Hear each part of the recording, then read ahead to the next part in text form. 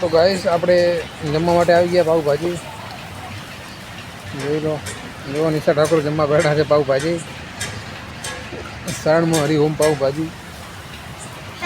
આ ભાઈની પાવભાજી બહુ સારી વખણાય છે. સાયણમાં બેસ્ટ બનાવે છે આ ભાજી. ભાઈનું નામ છે સુમેરભાઈ.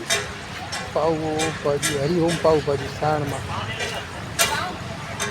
જો આપણને બહુ ટ્રાફિક હોય છે સાયણની અંદર. હરિઓમ પાવભાજી. જો આપણે બીજા બધા જો મનીષા છે, મંદિર.